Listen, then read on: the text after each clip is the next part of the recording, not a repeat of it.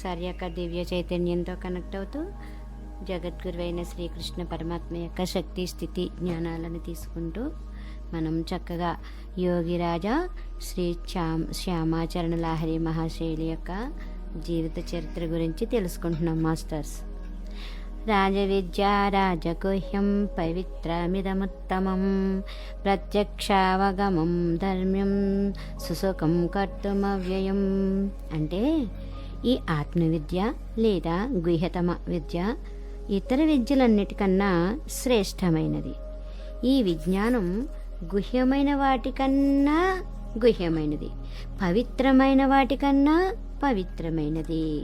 ఇంతకన్నా పవిత్రమైనది మరొకటి లేనే లేదు. ఈ ఆత్మవిజ్ఞానం అంటే ఆత్మవిద్య ప్రత్యక్షము, స్పష్టబోధగమ్యము, ధర్మసమ్మతము అన్నమాట. ఇది విజ్ఞాన సమ్మతం కావడం వల్ల సుఖంగాను విశ్రాంతిగాను పొందడానికి వీలైనదిగాను ఉందన్నమాట. అందువల్ల ఇది అక్షయం. ఈ సాధన ఎన్నటికీ నశించదు. ప్రాణవాయువు మనస్సును చంచలం చేస్తూ ఉంటుందన్నమాట. ఆ చంచల మనస్సు ద్వారా విషయభోగాలను అనుభవిస్తూ ఉంటుంది మనసు. వాయువు స్థిరమైనప్పుడు మనస్సు ప్రాణంతో ఏకమవుతుంది. అప్పుడే బ్రహ్మ దర్శనం అవుతుందన్నమాట. ప్రాణాయామం ద్వారా వాయువు స్థిరమైన చోట అపరోక్షానుభూతి కలుగుతూ ఉంటుంది. వాయువును సాధన చేయడం ఒక్కటే తెలుసుకోవాల్సింది మనం. వాయువు అధికారానికి లోబడే అన్నీ ఉన్నాయి. అందువల్ల దాని క్రియకు సంబంధించిన నియమాలను అంటే విధులను శాస్త్ర విధి అంటారు కదా, ఈ వాయుక్రియనే బ్రహ్మ విద్య అని అంటారు. ఈ క్రియ ద్వారా మూలాధారం నుంచి సహస్రారం వరకు విశ్వ చైతన్య ప్రాప్తి కలిగిన తర్వాత వేద జ్ఞానం కలుగుతూ ఉంటుందన్నమాట మనకి. వేద జ్ఞానం కలిగిన తర్వాత వేదాతీత జ్ఞానం కలుగుతూ ఉంటుంది మాస్టర్స్. అంటే సహస్రారంలో స్థితి ఏర్పడుతుంది అన్నమాట. ఈడ పింగళ సుషుమ్న అనేవి క్రమంగా 3 వేదాలు ఇవి. ఇందువల్ల శ్రీకృష్ణ భగవానుడు అర్జునుడికి ఇలా చెప్పారు: త్రైగుణ్య విషయవేద నిస్త్రైగుణ్యో భవార్జున. అంటే వేదం త్రిగుణాత్మకం. నువ్వు గుణాతీతుడివి కావడానికి ప్రయత్నించు. ఈ వేద విధి అంటే ఆత్మవిద్య రూపమైన వాయువు తాలూకు క్రియ ద్వారానే త్రిగుణాతీత అంటే నిష్కామ భావం కలుగుతుందన్నమాట. షట్చక్ర క్రియనే వేద విధి అని అంటారు. జ్ఞానం ద్వారా జ్ఞేయాన్ని తెలుసుకొని తర్వాత జ్ఞానానికి ప్రయోజనం లేనట్లే షట్చక్రాల ద్వారా ప్రాణాయామ క్రియ చేసిన తరువాత ఒక విధమైన విశేష స్థితి కలుగుతుందన్నమాట.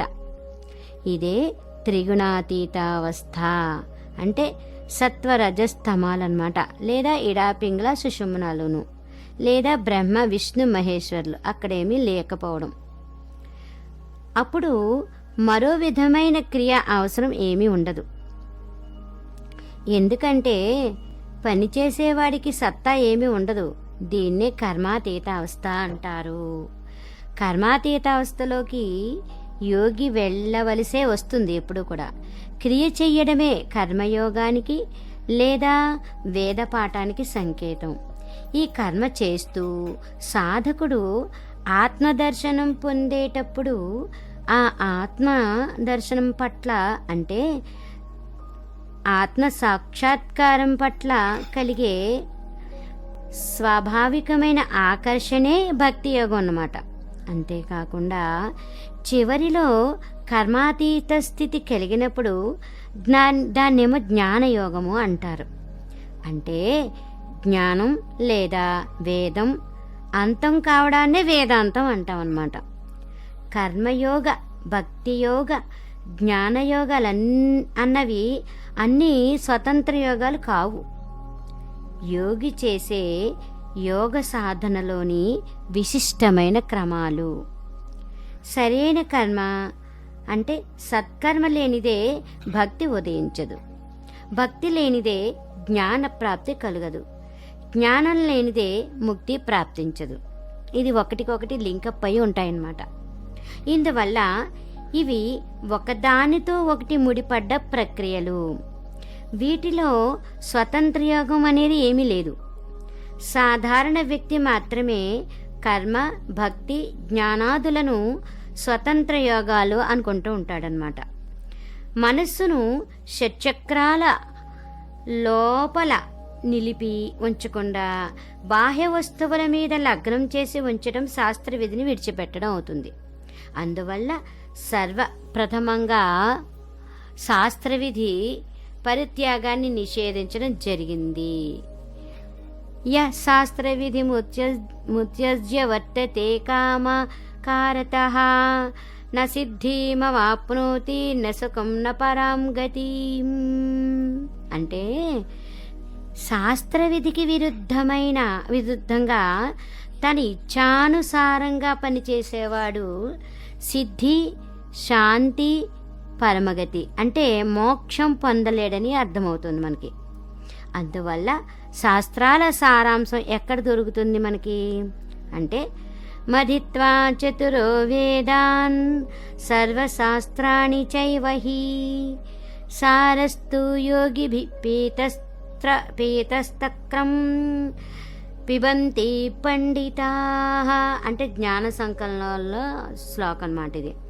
అంటే ఇక్కడ ఏం చెప్తున్నారంటే 4 వేదాలను అన్ని శాస్త్రాలను మధించి సారాంశాన్ని అంటే నవనీతాన్ని యోగులు భక్షించారు. ఇక్కడ మిగిలిన సారహీన భాగాన్ని లౌకిక పండిత గణం పానం చేస్తూ ఉందన్నమాట.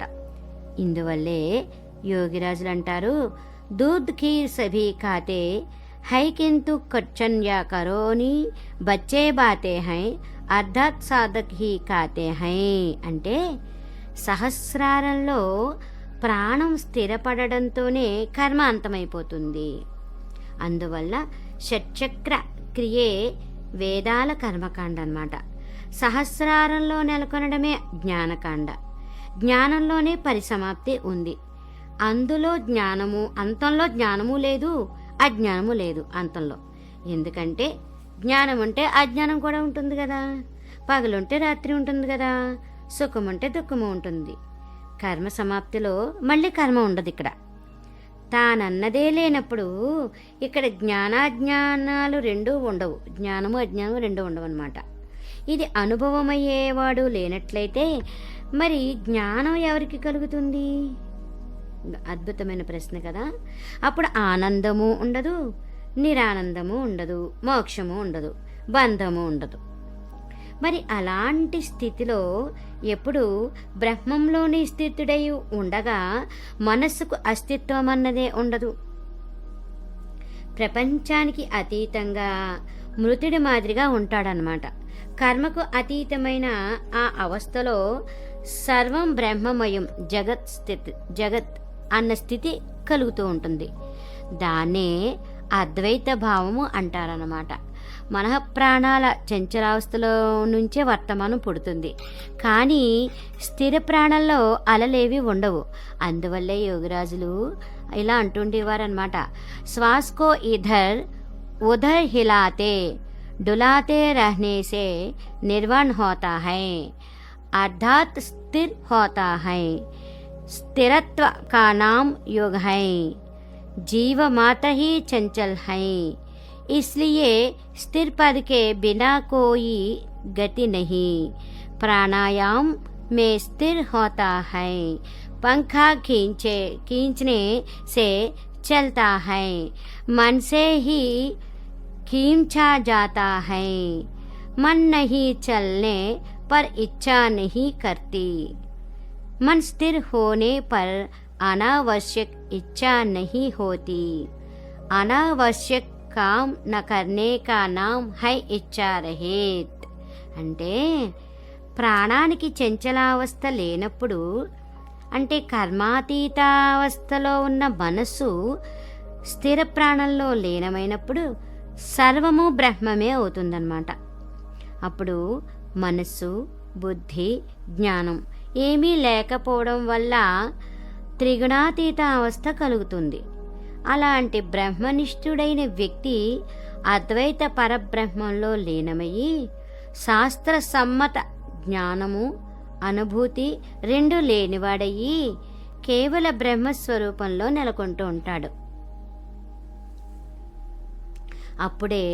అప్పుడు అతనే బ్రహ్మం అయిపోతాడు. అలాంటి బ్రహ్మవిదుణ్ణి అంటే బ్రహ్మవేత్తను బ్రహ్మజ్ఞుడని అనరు. తానే బ్రహ్మమైన వాణ్ణి బ్రహ్మజ్ఞుడనడం తర్కసమ్మతం కాదు కనుక. అందుకని తనకు మోక్షం కలిగిందని ఎవరైనా అన్నట్లయితే అతనికి మోక్షం కలగలేదని తెలుసుకోవాలి. ఎందుకంటే ఆకలి దప్పులతో పాటు దేహబోధ జ్ఞానం మొదలైనవన్నీ ఉన్నాయి. కానీ వస్తుతః మోక్ష ప్రాప్తి పొందిన వాడికి ఆకలి దప్పులతో పాటు దేహబోధ జ్ఞానము వంటివి ఏమీ ఉండవు.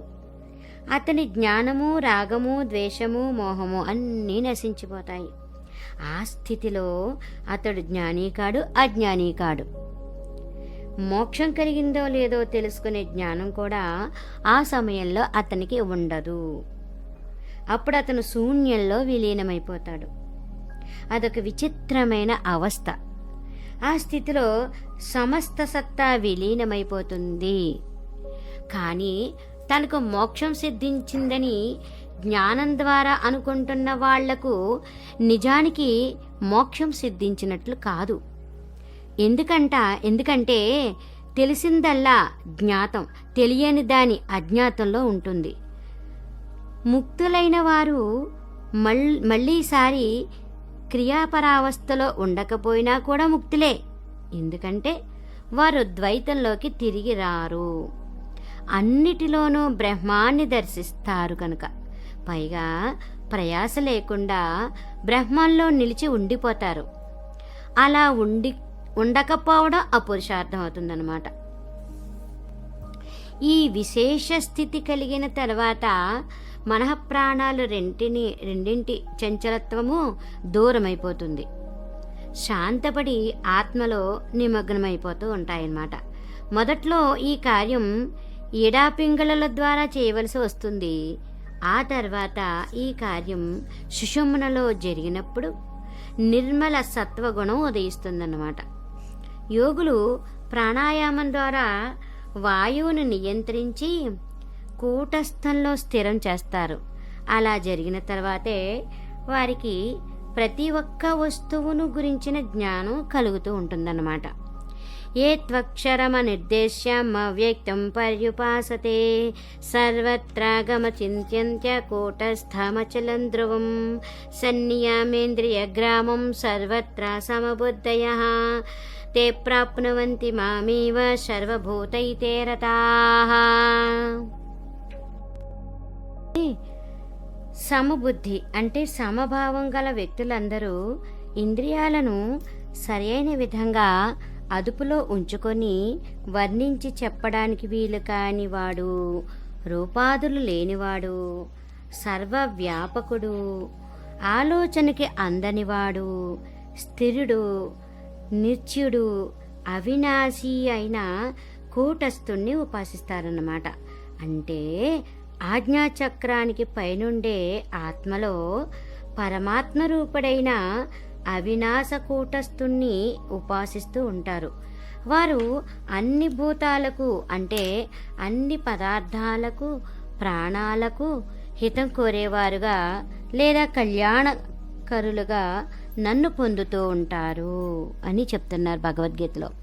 యోగి 3 గ్రంథుల్ని తప్పకుండా భేదించవలసి ఉంటుంది. జిహ్వా గ్రంథి, హృదయ గ్రంథి, మూలాధార గ్రంథి అంటే వరుసగా బ్రహ్మగ్రంథి, విష్ణు గ్రంథి, రుద్రగ్రంథి అని పేర్లు అనమాట. లలిత సహస్రనామాల్లో కూడా ఉంటుంది కదా మాస్టర్స్. ఇది ఈ 3 గ్రంథుల్ని భేదించడానికి సమర్థత సంపాదించిన వాడే త్రిభంగ మురారి. ఇదొక అవస్థ.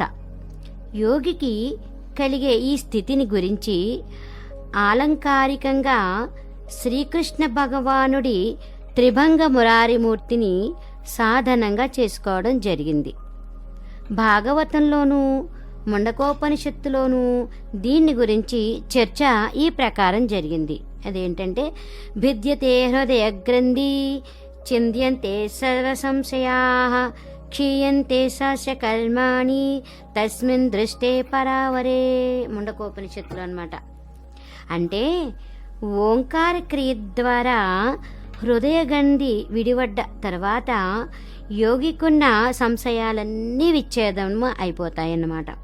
అప్పుడు ప్రకృతి అంటే యథార్థ జ్ఞానం ప్రాప్తమవుతుంది. తర్వాత ఒకే ఒక ఆత్మ దర్శనంతో తన్మయతా బోధ కలిగిన మీదట అన్ని రకాల కర్మలు క్షయమైపోతాయన్నమాట. అంటే అప్పుడిక కర్మ ఏమీ ఉండదన్నమాట. అటు మీదట యోగి కర్మకు అతీతమైన అవస్థను అంటే క్రియకు పరావస్థను పొందిన తర్వాత ఒకే ఒకడైన ఆత్మనారాయణ్ణి చూస్తాడు. ఇందువల్ల అంతా ఒక్కటైనప్పుడు అంటే సమానమైనప్పుడు అది అజమవుతుంది. అంటే అప్పుడిక బంధము ఉండదు, మోక్షము ఉండదన్నమాట. ఎందుకంటే మోక్షం గురించి చెప్పేవాడు ఎవడు లేడు కనుక. దీన్నే అభయ పదమని అంటారు. అక్కడ ద్వైతం అనేది ఉండదు, అంటే రెండుగా ఏమి ఉండవు కాబట్టి భయం లేదు. భయం లేని దాన్ని అభయ పదం అంటామన్నమాట. ఆ స్థితి కలిగిన తర్వాత పునరావృత్తి అడ్డిపోతుంది. అంటే ఉత్సవం అంటే కేంద్ర స్థలం అన్నమాట. అది దుర్గా పూజలో జరిగే అసురవధలో ఆ హృదయ గ్రంథి భేదన క్రియనే అలంకారికంగా ప్రదర్శించడం అవుతుంటుందన్నమాట. యోగిరాజులు ఇంకా ఏం చెప్పేవారంటే, పశు ప్రవృత్తిలోని అదుపులో ఉంచుకోనంత వరకు ప్రాణ మనోబుద్ధుల్లో ఉన్న అలౌకిక శక్తి తెలియదంట. ఈ అలౌకిక శక్తిని వికసింపచేసే ఉపాయాలు అనేక శాస్త్రాల్లోనూ ఋషుల ద్వారానూ తెలుస్తాయి మనకి. విభిన్న దేవతల విగ్రహాల్లోనూ చిత్రాల్లోనూ అభివ్యక్తం చేయడం జరిగింది. ప్రాణ మనోబుద్ధుల్ని దైవీ ధర్మానికి అనుకూలంగా నడిపించడం వల్లనే ధర్మం, భక్తి, జ్ఞానం కలుగుతాయి మనకి. యోగ, భక్తి, జ్ఞాన అనుశీలనల వల్ల మనోబుద్ధుల్లో పొరల్లో ఉత్తరోత్తర వికాసం ఎంత మట్టుకు కలుగుతుందో వారు అంత మట్టుకు ఈశ్వరాభిముఖులు అవుతారు. అంటే ప్రాణశక్తిని దైవీ సంపదకు అనుకూలంగా నడిపించకపోవడం వల్ల అంటే క్రియాన్వితం చేయకపోవడం వల్ల ప్రాణమే ఈశ్వర సాయుధ్య సాధనా మార్గంలో ఎన్నో అడ్డంకుల్ని కలగచేస్తుంది అని చెప్తున్నారు. బంధురాత్మాత్మనస్తస్య ఏనాత్మైవాత్మనాజితః అనాత్మానస్తు శత్రుత్వే వర్తేతాత్మైవ శత్రువత్. అంటే ఆత్మ కర్మ ద్వారా తన మనస్సును వశంలో ఉంచుకున్న వాడికి అంటే ఆజ్ఞాచక్రంలో నిలిపి ఉంచిన వాడికి ఆత్మ స్వయాన బంధువు. ఈ ప్రకారంగా చంచల ప్రాణాన్ని ఊర్ధ్వమైన ఆజ్ఞాచక్రంలో స్థిరంగా నిలపడమే నిజానికి ఊర్ధ్వరేతస్సు. అంటే శుక్రాన్ని అంటే వీర్యాన్ని రేతస్సు అంటాం అన్నమాట. శుక్రధాతుర్భవేత్ ప్రాణ అని జ్ఞాన సంకలనీ తంత్రంలో చెప్పారు. అంటే శుక్రమే ప్రాణం. ఆ ప్రాణానికుండే చంచల గతిని ప్రాణకర్మ ద్వారా అంటే ప్రాణాయామం ద్వారా ఆజ్ఞాచక్రంలో స్థిరపరచగలగవాడే ఊర్ధ్వరేతస్కుడు అవుతాడనమాట. శరీరంలో ఉన్న శుక్రం అంటే వీర్యం స్ఖలనమైపోతుందన్న కారణంగా స్త్రీ సంభోగం విడిచిపెట్టడం వల్ల అంటే ఇంద్రియాలను నిగ్రహించుకోవడం వల్ల వ్యక్తి ఊర్ధ్వరేతస్కుడు అయిపోడు. ఎందుకంటే అతని చంచల మనస్సు వశంలో ఉండదు. అంటే ప్రాణాన్ని ఈ విధంగా ఊర్ధ్వస్థానంలో అంటే ఆజ్ఞాచక్రంలో నిలిపి ఉంచని అజితేంద్రియాలకు చంచలమైన ఆత్మే అంటే నిలకడలేని మనస్సే అన్ని రకాల దుష్కర్మల రూపంలోనూ శత్రుభావాన్ని సృష్టిస్తుందంట. స్పందనం ప్రాణశక్తి చేసే కార్యం. స్పందన వల్లనే ఇంద్రియాలు, మనస్సు అన్నీ విషయభోగాల వైపుకి పరుగులు తీస్తూ ఉంటాయన్నమాట. ప్రాణగతిలో అవిరామత, నిరంతరత ఉన్నట్టుగానే ఇంద్రియాల గతి కూడా విషయాలను గ్రహించడంలో నిర్విరామంగా ఉంటుంది. ఇందువల్లే ప్రాణం స్పందితం అంటే చంచలం కాకుండా ఉండేందుకు యోగులు మొట్టమొదట ప్రయత్నం చేయాలి. స్పంద దర్శనం అంటే తంత్రయోగ శాస్త్రంలో ఒక విశేష శాఖ అన్నమాట. అందులో స్పంద స్వరూపాన్ని అంటే క్రియ మొదలైన వాటిని వైజ్ఞానికంగాను యోగపరంగాను సమగ్రంగా వ్యాఖ్యానించడం జరిగింది. ప్రాణం స్పందితం కాకుండా ఉండటానికి ఉపకరించేదే దివ్య భావనతో పాటు పొందటానికి వీలయ్యే విద్యకు లేదా కౌశలానికి ఋషులు యోగ సాధన అని పేరు పెట్టారు. తస్మాత్ యోగాయ యుజ్యస్య యోగ కర్మసు కౌశల్యం అంటే ఇందువల్ల నువ్వు అత్యంత సుకౌశలంతో కూడిన కర్మయోగము యుక్తుడవు. ప్రాణక్రియా కౌశలమే యోగం అన్నమాట. అందుచేత సమత్వం యోగ ఉచ్యతే, సమత్వాన్నే యోగం అంటారు. దీని ప్రధాన అంగం ప్రాణాయామం అంటే ప్రాణకర్మ అంటే ఆత్మకర్మ అంటే నిష్కామ కర్మ అన్నమాట. దీన్నే శాస్త్రం అంటారు. అసంగ శస్త్రేణ దృఢేన చిత్వా అన్ని రకాల ఇంద్రియ సంగం అంటే ఆసక్తి లేకుండా ఉండేది ప్రాణకర్మ ఒక్కటే అన్నమాట. దాన్ని అనుశీలించటమే శాస్త్రానుశీలనం. దృఢత్వంతో దీన్ని అనుశీలన చేస్తూ అన్ని రకాల ఇంద్రియ సంఘాలను అంటే ఆసక్తి భావాన్ని తొలగించు, వాటిని ముక్కలు చెయ్యి.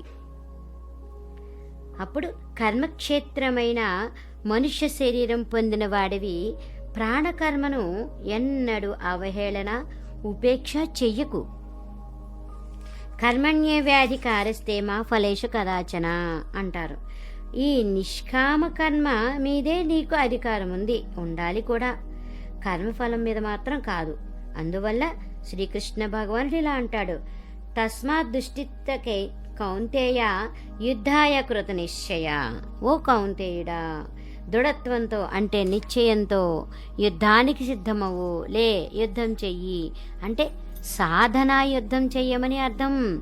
ఎందుకంటే స్వల్పమప్యస్య ధర్మశాస్త్ర అయితే మహతో భయాత్ అంటే ఈ నిష్కామ కర్మయోగం అంటే ప్రాణకర్మ కొద్దిగా చేసినప్పటికీ కూడా పెద్ద భయం నుంచి అంటే సంకటం నుంచి మనల్ని రక్షిస్తుంది. జీవుడికి మృత్యువే పెద్ద సంకటం కదా, ఇది దాని నుంచి రక్షిస్తుంది మనల్ని. ఈ విషయంలో యోగిరాజులు తమ డైరీలో స్వహస్తంతో ఇలా రాసుకున్నారు మాస్టర్స్. కేవల్ రేచక్ ఓ పూరక్ ఆ ఉర్ బడా ఓ ఏ సిద్ధిదే లాగే ఆ ఉర్ సమాధ్ రేచక్ పూరక్ బినా జైసే బంధాకూప్ ప్రాణవాయుకో బల్లే ఆ ఓ ఏ मन निश्चय होई जाए आयुर बढ़ा ओ ए रोग न रहे पाप जला ओ ఏ నిర్మల్ కరే జ్ఞాన్ హో తిమిర్నాశే అంటే ఎలాంటి పరిష్కరణ చేయకుండా ఆయన రాసినట్లుగా ఉదాహరించడం అయింది ఈ అక్షరాలన్నీ కూడా.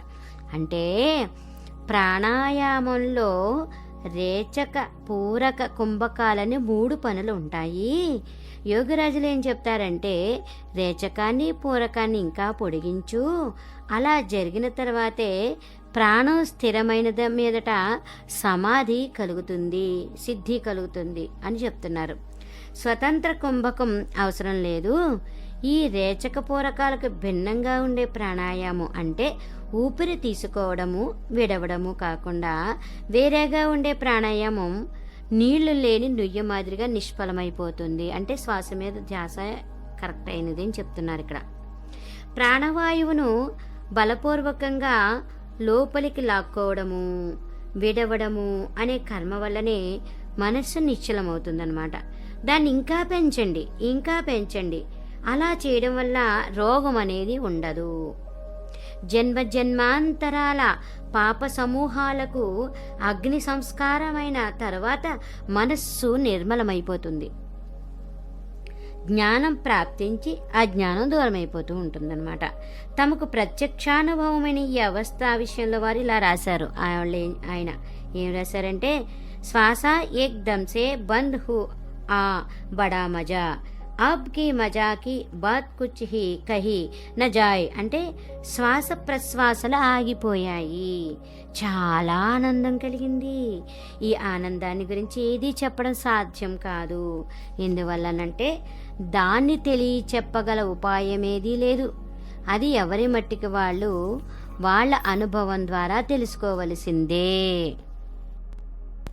డాక్టర్ బ్రహ్మర్షి పితామహ పత్రి సార్ యొక్క దివ్య చైతన్యంతో కనెక్ట్ అవుతూ జగద్గురువైన శ్రీకృష్ణ పరమాత్మ యొక్క శక్తి స్థితి జ్ఞానాలను తీసుకుంటూ యోగిరాజా శ్రీ శ్యామాచరణ్ లాహిరి గారి దివ్య చరిత్ర, జీవిత చరిత్ర గురించి మనం చక్కగా తెలుసుకుంటున్నాం మాస్టర్స్. యోగిరాజుల భక్తుల్లో బెంగాల్లోని శ్రీరాంపూర్ హుగ్లీ వాస్తవ్యులైన సురేంద్రనాథ్ వంద్యోపాధ్యాయ అనే ఆయన రావల్పిండిలో ఉద్యోగం చేస్తూ ఉండేవారనమాట. దారిలో కాశీలో దిగారు. గురుదేవుల దర్శనం చేసుకుని వెళ్దామని ఆయన మనసులో ఉన్న కోరిక అనమాట. దూర ప్రయాణం వల్ల కలిగిన బడలిక మొహం మీద స్పష్టంగా కనిపిస్తోంది. యోగిరాజులకు ఎదురుగా వెళ్ళి భక్తి శ్రద్ధలతో ప్రణామం చేశారు ఆయన. అప్పుడు ఈ గురుదేవులు గంభీర స్వరంతో, ఇక్కడికి ఎందుకు వచ్చావు, తొందరగా ఇంటికి వెళ్ళు అన్నారన్నమాట. గురువులు ఇలా అనేసరికి సురేంద్రనాథ్ గారికి మనసులో చాలా దుఃఖం కలిగింది. గురుదేవులు ఇంత నిర్దయంగా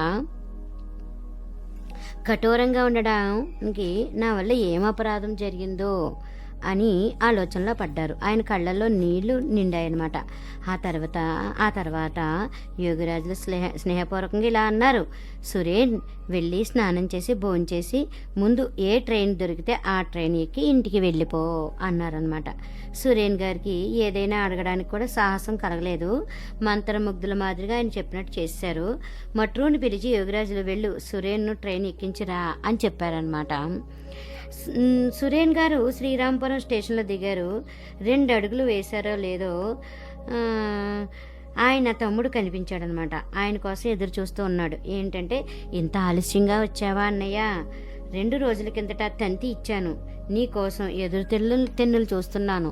అంటే ఏమైంది, నాకు తంతి ఏది అందలేదు అన్నారనమాట. అమ్మ పరిస్థితి బాగాలేదు. సురేన్ గారు త్వరగా ఇంటికి బయలుదేరారు. సురేన్, వచ్చావా నాయనా, నీకోసం ఎదురు తెన్నులు చూస్తున్నాను, ఇక నేను వెళ్ళే సమయం అయింది. స్నేహమయ్య అయిన ఆ తల్లి 2 చేతులు సురేన్ వైపు చూసిందనమాట, చాపింది. సురేన్ తల్లి చేతులను అందుకున్నారు. ఆ తల్లి జీవనదీపం మెల్లగా ఆరిపోయింది. సురేన్ గారి కళ్ళలోంచి అశ్రువులు ధారగా ప్రస్రవించాయి. గురుదేవులు తనతో అంత కఠినంగా ఎందుకు వ్యవహరించారో అప్పుడు ఆయనకి అర్థమైందన్నమాట. బాకుడా జిల్లాలోని దరిదిముఖ గ్రామంలో హరిపద వంద్యోపాధ్యాయులు తమ ఊరికి 3-4 మైళ్ళ దూరంలో ఉన్న మరో గ్రామానికి పని మీద వెళ్తున్నారనమాట. ఇందువల్ల ఆయన చుట్టూ దారి వదిలేసి తిన్నటి అడవి దారి గుండా వెళ్తున్నారు. ఆయన 4 వైపులా సాల, టేకు, విప్ప చెట్లతో నిండిన అడవి, సన్నటి కాలిదారి. ఎక్కడ మరో దారి కానీ మరో మనిషి కానీ అవి పట్టడం అసంభవం అనమాట. అక్కడ అన్ని రకాల అడవి పూల సువాసనతో, పక్షుల మధుర స్వరాలతో నిండి ఉంది వాతావరణం. హరిపదులు ఈశ్వర చింతనతో తేలిపోతూ నడిచిపోతున్నారు. భయం అన్నది ఆయనకి దరికే చేరలేదు. అకస్మాత్తుగా హరిపదులు అదిరిపడ్డారు. ఎదురుగా యమదూతలు వస్తున్నట్టు అనిపించింది. నరమాంసం తినే జంతువు ఒకటి తోక ఆడించుకుంటూ, వేట తనకి అందుబాటులోనే ఉంది కనుక తొందర ఏముంది అన్నట్టుగా మెల్లగా ఆయన వైపు వస్తోందనమాట. ఇక చావు తప్పదని, తనని రక్షించేవారు ఎవరూ లేరని హరిపదులకు నిశ్చయం అయిపోయింది. దయాళురైన గురుదేవులు ఒక్కరు మాత్రం తనకు రక్షించగలిగితే ఈ సంఘటనలోంచి బయటపడవచ్చని అనిపించింది ఆయనకి. గురుదేవా రక్షించండి, గురుదేవా రక్షించండి అంటూ లోపల ఎవరో అంటున్నట్టు అనిపించింది అనమాట. హరిపదులు ఆయన్ని చంపదలిచిన జంతువు ఒకరికొకరు ఎదురు వచ్చే సమయానికి వెనుక నుంచి ఎవరో తప్పుకో తప్పుకో అంటూ అదిలించడం వినిపించిందనమాట. దాంతో ఆ నరభక్షకి తోకాడించుకుంటూ అడవిలోకి వెళ్ళిపోయింది. హరిపదుల కళ్ళల్లోంచి ప్రేమాశ్రువులు రాలిపడ్డాయన్నమాట. కొన్నాళ్ళ తర్వాత హరిపద బాబు గారు కాశీకి వెళ్ళారు. యోగిరాజుల పాదాలకు సాష్టాంగ ప్రమాణం చేస్తూ ఈ యాత్రలో జీవన రక్ష చేశారన్నారు. అంటే ఈసారి నన్ను కాపాడారని అర్థం అనమాట. బహుశా మీరు అతిగా భయపడ్డారేమో అని చిరునవ్వు నవ్వుతూ ఉండిపోయారు యోగిరాజులు. అక్కడున్న భక్తులు ఒకరి మొహాలు ఒకరు చూసుకున్నారనమాట. ఎవరికి ఏమీ అర్థం కాలేదు. ఆ తర్వాత హరిపద బాబు గారి నోటి మీదుగా విని ఆ సంఘటనను గురించి తెలుసుకున్నారనమాట. ఈ విధంగా యోగిరాజులు అన్ని ప్రాణుల క్షేమాన్ని కోరుతూ ఆర్తులను ఆశ్రితులను రక్షిస్తూ ఉండేవాళ్ళనమాట. వారు ఎన్ని విధాలుగా సర్వజీవ కళ్యాణాన్ని అన్నదానికి అవధే లేదు. తక్కిన రోజుల మాదిరిగానే ఆ రోజున కూడా యోగిరాజులు ఉపదేశం చేస్తున్నారు శిష్యులకి. అనేక మంది శిష్యులు వింటూ ఉన్నారనమాట. మీరందరూ కూడా సర్వజీవుల కళ్యాణకారంలో ఏ విధంగా మగ్నులు కాగలరు? ఇందులో ఈ శరీరంలోనే అన్నీ ఉన్నాయి. అంటే శరీరం అయితే పంచతత్వాలతో తయారైంది కదా. శరీరంలో ఏ పంచభూతాలు లేదా పంచతత్వాలు ఉన్నాయో అవే బయట ఉన్నాయి. పృథివీ అంటే భూమి, జలం ఆపస్సు అంటే అగ్ని తేజస్సు, వాయువు మరుత్తు, ఆకాశం వ్యోమం అన్నవి ఐదు శరీరంలోనే ఉన్నాయి, బయట ఉన్నాయి. శరీరంలో పంచభూతాలు ఈ ప్రకారంగా ఉన్నాయి. అలాగే మూలాధారంలో భూతత్వము, స్వాదిష్టానంలో జలతత్వము, మణిపూరంలో అగ్నితత్వము, అనాహతంలో వాయుతత్వము, విశుద్ధంలో ఆకాశతత్వము, దానిపైన తత్వాతీతం అన్నమాట. లోపలున్న ఈ పంచభూతాల లేదా పంచతత్వాల గురించి తెలిసిన తర్వాతే బృహత్ పంచభూతాల గురించి కూడా మనకు తెలుస్తుంది. మొదట బయటి తత్వాల్ని గురించి తెలుసుకోవడానికి ఎవరైనా ప్రయత్నించినట్లయితే అవి తెలియవు. వాటి ఆవలో పడి తనను తాను మర్చిపోతాడు. అలా కాకుండా దేహంలో ఉన్న పంచభూతాల్ని తెలుసుకుని తర్వాత లోపలివి బయటివి అన్నీ కలిసిపోయి ఏకాకారం అవుతాయి. అక్కడ ద్వైతం అన్నది ఉండదు. ఆ సమయంలో పంచభూతాల్లో కూడా ప్రాణరూపుడై ఉన్న ఈశ్వరుడు సాక్షాత్కరిస్తాడు. కూటస్థంలో ఉనికి ఏర్పడుతుంది. దుర్బిణిలో నుంచి చూసినప్పుడు దూరంలో ఉన్న వస్తువులు కూడా దగ్గరే ఉన్నట్లు కనిపించినట్లుగా కూటస్థ రూపంలో ఉన్న దుర్బిణి ద్వారా బ్రహ్మాండ చిత్రం అంటే దృశ్యం యావత్తు యోగులకు బోధగమ్యమవుతుంది. ప్రయత్నం చేస్తే ఈ సామర్థ్యం మీకు కూడా గోచరిస్తుంది. ప్రాణం చంచలం కావడం వల్ల కూటస్థంలో స్థితమై ఉండడం జరగదు. ప్రాణకర్మ ద్వారా అంటే ప్రాణాయామం ద్వారా షట్చక్రాల మార్గంలో రాకపోకలు సాగిస్తూ ఉండడం వల్ల ప్రాణం స్థిరమైన తరువాతే కూటస్థాల్లో స్థితి ఏర్పడుతుందన్నమాట. అప్పుడు యోగులకు అంతా స్వచ్ఛంగాను స్పష్టంగాను కనిపిస్తూ ఉంటుంది.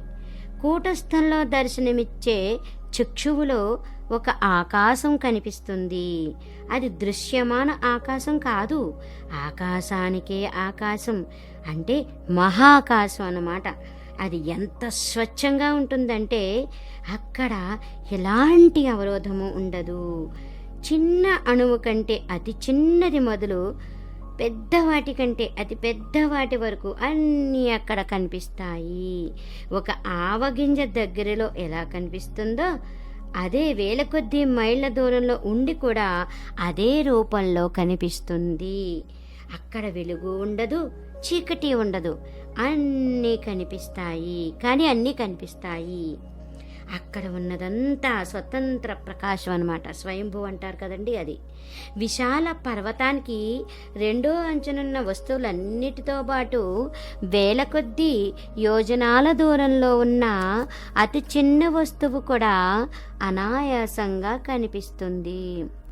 దుర్బిణిలో నుంచి చూస్తే కనిపించినట్లుగా ఆ మహాకాశ దర్శనం వల్ల యోగికి భూత భవిష్యత్తుల జ్ఞానం కలుగుతూ ఉంటుందన్నమాట. స్వచ్ఛుడు, అవినాశుడు, మహాకాశ రూపుడైన బ్రహ్మం ఎన్నడూ స్థిరంగా సర్వభూతాల్లోనూ ఓతప్రోత భావంతో విరాజమానుడై ఉన్నాడు. ఆయన లేకపోతే మరేది ఉండదు. ఈ చరాచర విశ్వమంతా ఆయనలో నుంచే ఉత్పన్నమవుతుంది, ఆయనలోనే లయమవుతుంది. అందుచేత యోగిరాజులు తమకు సాధన వల్ల కలిగిన అనుభూతిని గురించి జూన్ 3వ తేదీన ఇలా రాశారు మాస్టర్స్. శూన్యకే బితర్ సో శూన్య హై సో అలక్ హై, సోయి బింది సోయి సూర్య, शून्य के भीतर जो शून्य है उसका आदि नहीं, लेकिन उह शून्य से इह शून्य का भेद है. सब शून्य अनंत वो ही ब्रह्म, सूरज उसी ये लयर हो जाता है. अब बड़ा मजा भीतर से उठता है, भीतर जाता है. अब आगम स्थान में गए यानी स्थिर, अभी बहुत दूर गगन पंधा में जाना है. आंख बंद करके बाहर का चीज मालूम होता है. అంటే వర్తమాన అంటే ఇప్పటిది శూన్యానికి లోపలున్న శూన్యం, అంటే వర్తమాన శూన్యం పుట్టడానికి మూలమైన శూన్యం అలక్ష్య అదృశ్య శూన్యమైందనమాట. అది అంటే అదే బిందువు, అదే సూర్యుడు, అంటే ఆత్మసూర్యుడును. శూన్యం లోపల ఉన్న శూన్యం అంటే మహాశూన్యం అనంతమైంది. కానీ స్వచ్ఛ మహాశూన్యం వర్తమాన మహాశూన్యం కంటే వేరుగా ఉంటుంది మాస్టర్స్ ఆకాశం. ఎందువల్లనంటే వర్తమాన శూన్యంలో దూర సామీప్య సంబంధం ఉంది. ఇది పంచభూతాల్లో ఆఖరి భూతం. కానీ మహాశూన్యంలో అలాంటి దూర సామీప్య సంబంధమేమీ లేదు. భూత భవిష్యత్ వర్తమానాలు లేవు. పంచభూతాలకు తత్వాలకు అది అతీతం. ఆ శూన్యం ఉనికి వల్లనే వర్తమాన శూన్యానికి ఉనికి ఏర్పడుతుంది. ఆ స్వచ్ఛ శూన్యం అనంతం, అదే బ్రహ్మం.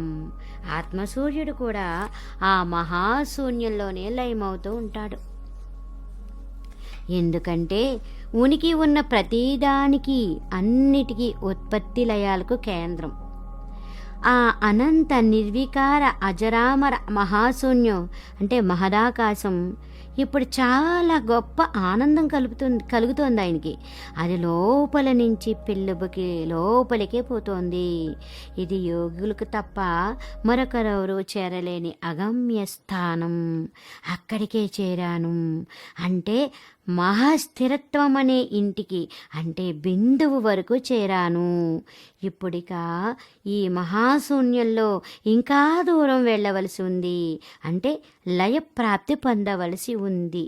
ఇప్పుడు కళ్ళు మూసుకున్నా కూడా బయటవన్నీ చూడ్డానికి, వినడానికి, తెలుసుకోవడానికి వీలవుతుంది.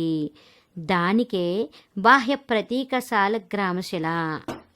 ప్రబల వేగంతో ప్రవహించే నీళ్లకు అడుగున పెద్ద బండ నిశ్చలంగా ఉన్నట్లే నశ్వరమైన నానా రూపాల, నానా ప్రకారాల ప్రవాహమానమైన అంటే అస్తిత్వమానమైన వాటన్నిటికీ ఆధార స్వరూపము మహాకాశరూపము అయిన కూటస్థ పరబ్రహ్మ కూడా నిశ్చలంగానే ఉంటాడు. ఆ నశ్వర నామరూపుణ్ణి ఉపేక్షించనంత వరకు, అంటే ఆసక్తి నుంచి అతనికి ముక్తి కలగనంత వరకు మహాకాశ రూపమైన సచ్చిదానందాన్ని గురించి జ్ఞానం కలుగదు. ఆత్మకు ఏ అవయవమో ఉంటుందని శంకించడానికి వీలు కానట్లే నామరూపుడు కూడా స్వచ్ఛ నిర్మల స్వరూపుడి అంశ కావడానికి వీలు లేదన్నమాట. ఇందుకే యోగిరాజులు అంటుండేవారు, ఈ శరీరంలో ఉన్న కూటస్థుణ్ణి గురూపదేశం ద్వారా చూడనివాడు గుడ్డివాడు అని. పావురం ఈక ఎగురుతూ ఎగురుతూ మెల్లగా చుట్టూ తిరుగుతూ పడిపోయినట్లే వాయువు క్రమశః ఆగుతూ ఆగుతూ సూక్ష్మమవుతుంది. చివరికి శూన్యంలోకి వెళ్ళి చాలా రోజుల తర్వాత రాకపోకలు సాగించవలసి ఉంటుంది.